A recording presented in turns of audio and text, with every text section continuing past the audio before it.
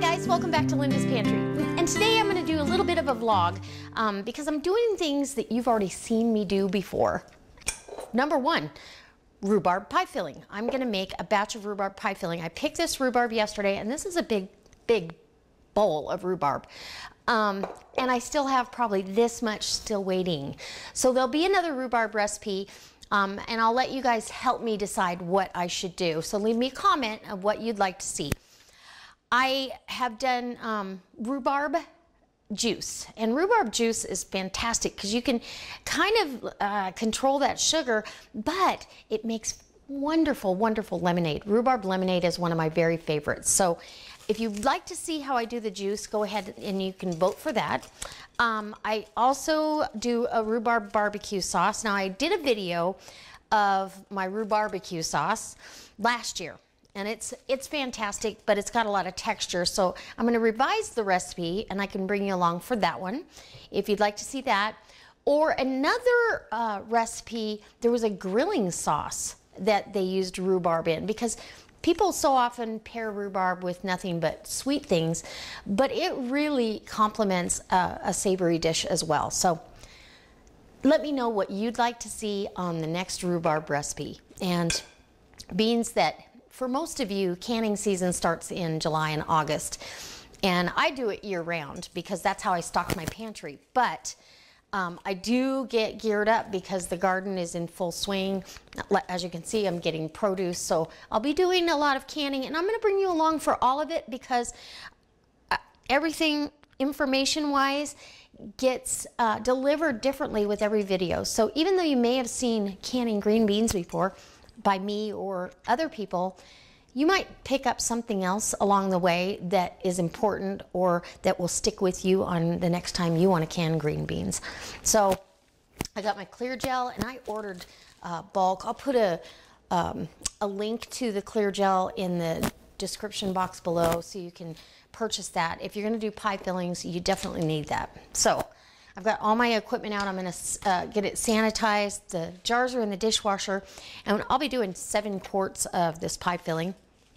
Just to let you know, unless you missed my pie filling, this comes out of the Amish canning cookbook, and I really like their pie fillings because it does do a large batch, and it's easy to understand. Now, the recipe in here for rhubarb is just canning rhubarb, and I just converted it to the pie filling. It's pretty easy.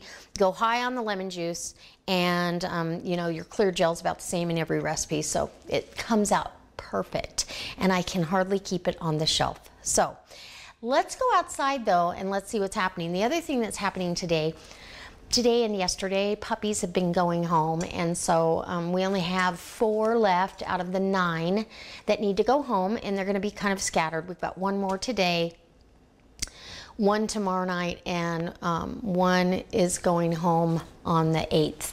So it's honestly and truly, it's just been a blessing to have them here, but it's really hard to let go of them. So I'll give you a glimpse of the babies, and we'll do a little garden tour because things change really fast out there, and I'll show you the garden bed that's already started. If I can get my husband out there, he can finish it for me today. And I'll show you what I planted and how I prepped the beds. Now this bed will be prepped a little bit different because the dirt was already there, and I'll let you see that. So let's go out back. Okay. Oh, and before we go out back, these are the peppers that I picked. These are the purple, and it's hard to see, but these are the purple cayenne. And some of them actually changed from the purple to red, but I'm drying these out, and I'm going to grind that up for cayenne powder. So I've got these trays. This is actually a sprouting tray sitting here in the windowsill, and just so flies or nothing else can really get on there, I just keep it covered. So let's go. Ooh, look at. Ah, such a beautiful day today.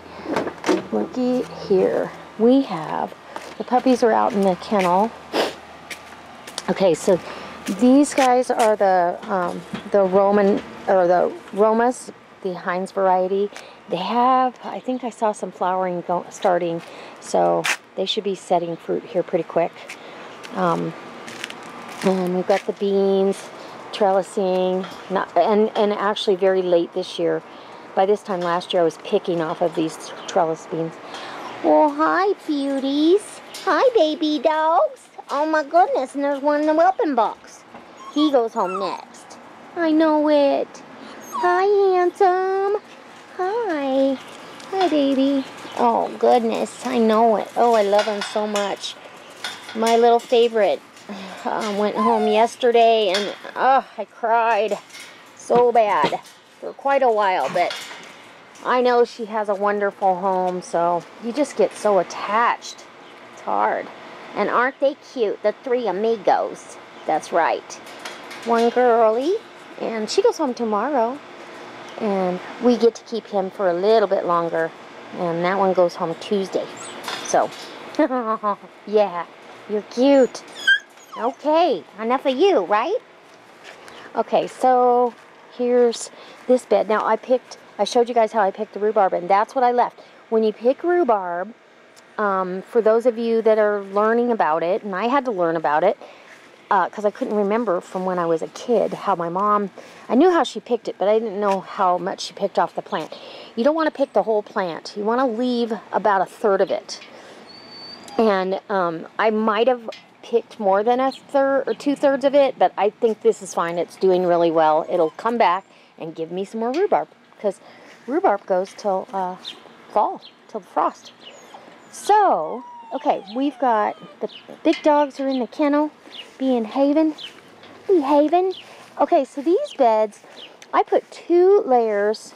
Well, I'm going to tell you, it feels like 2 layers because the boxes were folded up. So 2 layers of cardboard down to snuff out the grass. It will decompose and add carbon to the soil, and actually attract a lot of worms and other microorganisms. So I advise that you do that. And then we did the 50-50 triple mix and compost, and then I also added about 6 inches of a really rich compost, an organic compost that I buy at the nursery, and it's got chicken manure, bat guano, worm casings.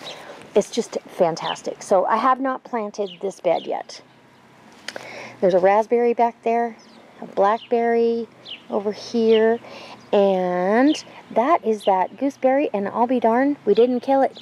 It's getting green leaves on it. I'm going to go in there and prune it up, but it's going to make it, and that's a great spot for it. They get big, and they produce those beautiful berries. So, this bed I did plant, and I'm already getting, onions are coming up here. Let's see, there we go. Onions, I've got onions all the way around it, and then carrots in the center, and then the asparagus crowns are in. And I'm not sure what that is. It's like some kind of a seed pod.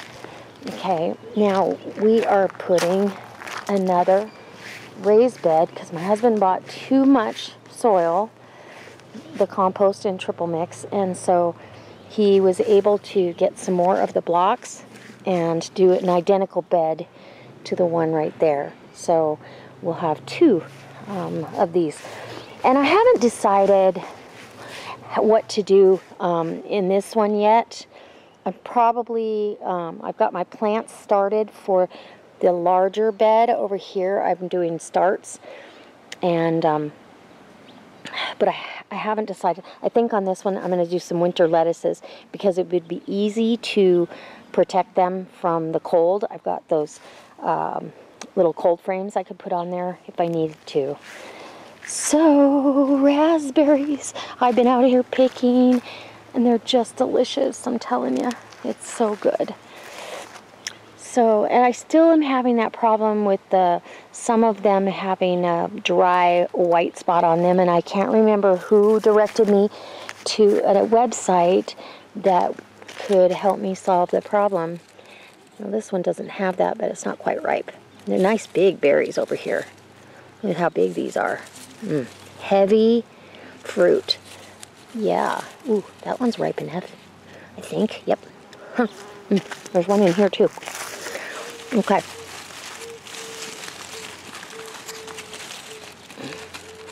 There we go. See, this is what I'm talking about. And it's dry and icky.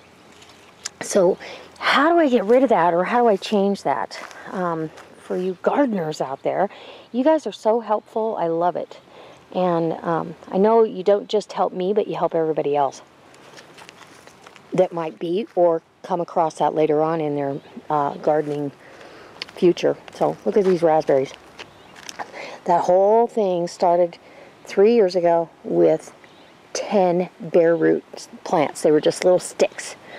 By the next year, it doubled, and we picked tons of raspberries last year, and this year it's at least tripled.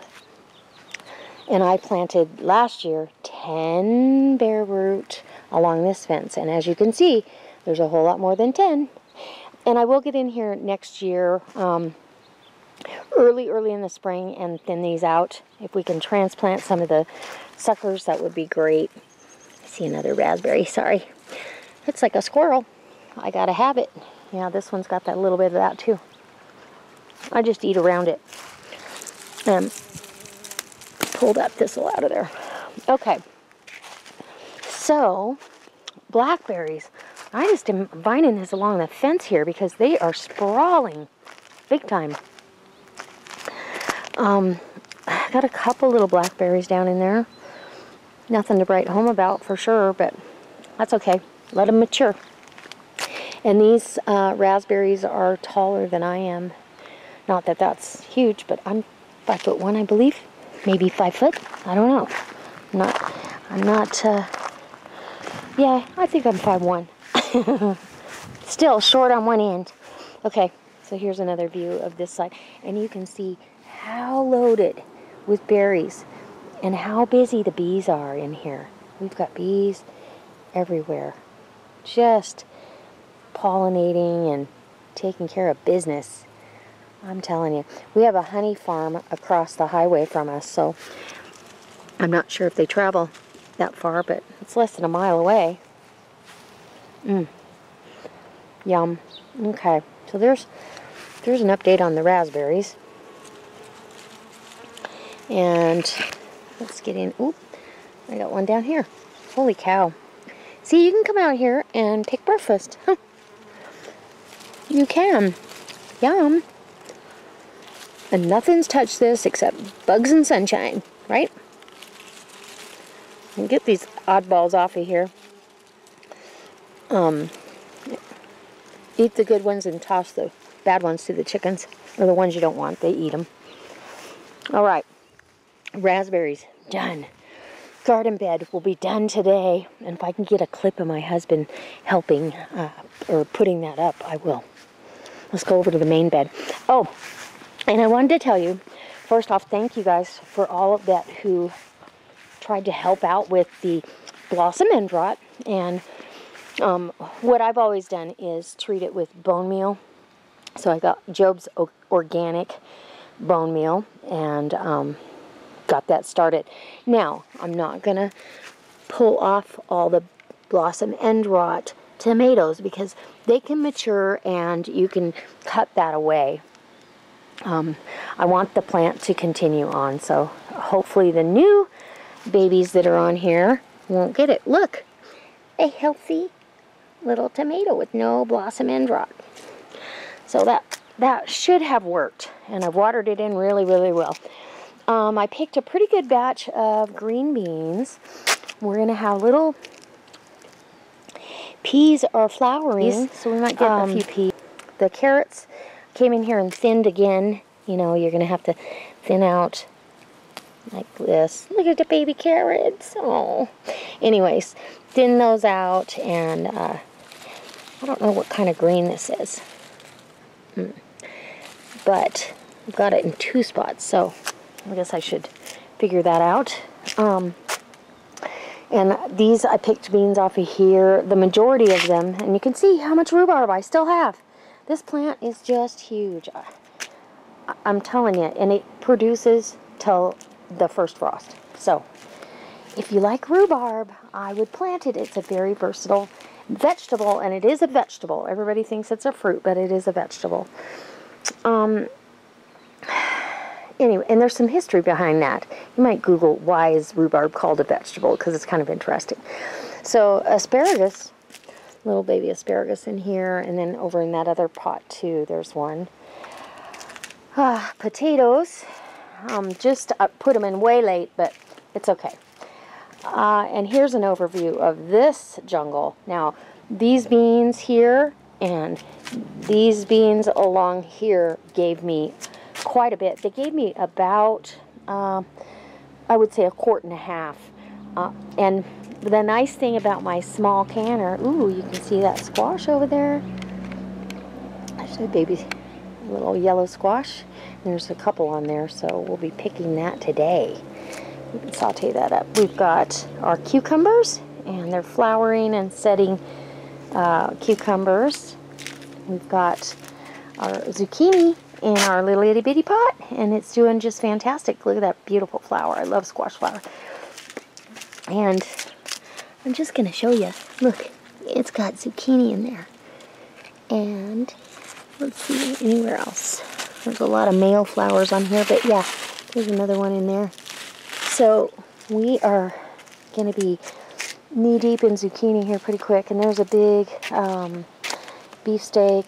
This is another beefsteak. Tomato. My onions are doing great.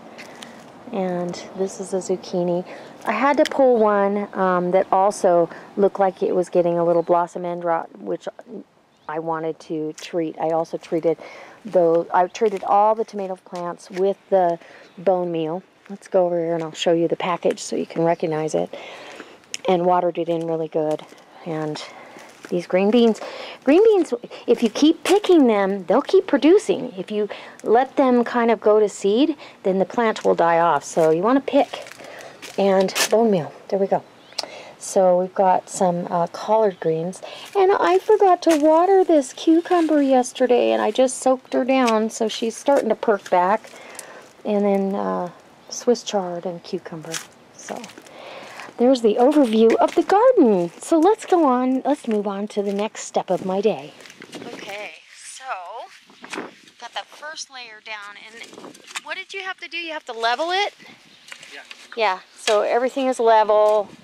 Make sure the ground's level so when you set those blocks down, it's all level and nice. And then he's going to get the dirt filled into the bricks or the blocks and then put the second row on? Yep. Okay. Good job, honey. Thank you. A little different this time. Yeah, well, we didn't have the dirt prior last time. So. Kind of made it a pain in the butt. That's all right. Yeah. So nice addition to the raised beds. So I'll show you the end result when we're all done. And oh, the dogs are taking a breather in the shade. Huh, guys? Hi, Ragnar and Shotzi do. Little shade. Cool puppies. Okay. I gotta get to making rhubarb pie filling. So I got 7 quarts of rhubarb pie filling. This processed, if you guys don't know, this processed for my altitude for 20 minutes. And that means as soon as it came up to a rolling boil, I processed it for 20 minutes, left it in the canner for at least 5 minutes. Actually, it ended up to be about 10. After it was all done, turn it off, take the lid off, and leave it sit in there. And that helps it come down off of the heat a little bit and doesn't give your jars thermal shock. So 7 beautiful pints. I'm so excited. And then I had a little bit of extra rhubarb. I had that bowl held 5 quarts, and so I went out and picked some more, and I picked a little bit more than I needed, not much, maybe 1 stalk more. So it made another almost 1.5 pints. So I'm going to put this one in the refrigerator, and we'll make dessert this week with this. So exciting, guys. Now let's go outside and see how that raised garden bed's doing. Okay, so I wanted to go ahead and show you what we did. We had enough of the top bricks to go ahead and add a little bit of texture to this garden bed. And I do have my seeds started in a little starter seed thing, greenhouse. And there it is. It's done. We had enough dirt and compost to almost fill it, and then I put 4 bags of the organic compost, and each of the blocks of that were 3 cubic feet. So what we had plus 9 cubic feet, I guess you'd say. So it's all ready to get planting. I'm excited. I'm going to hose off the bricks because those blocks were used. As I said in one of my other videos, we were blessed enough to get them for free. And so, good job, honey. Thank you. I love it. You can say you're welcome. He doesn't want to be on camera. He's not camera ready today. Okay, he's been working hard. Let's see. This bed over here, I don't know. We're going to have to hose it down again. It dries out pretty quickly, but that's all right. There's the look. I love it. So guys, I hope that this was a little bit different video for you. You can kind of see what goes on the weekend here, and we look forward to a bunch of new videos coming up. And right here along the chicken coop, this is where I want to build up a raised bed. They're at the end here, right there. I'm going to use these blocks that are along here. I'm going to go ahead and use these, and I'm going to build a raised bed for that grapevine. And I will probably not move it until it's dormant, and I will prune it back. And so next year we should get a harvest of grapes. I'll strutting a booze. Okay, the chickens are all in staying cool. They like going in this coop for getting cooler. Hi, girlies.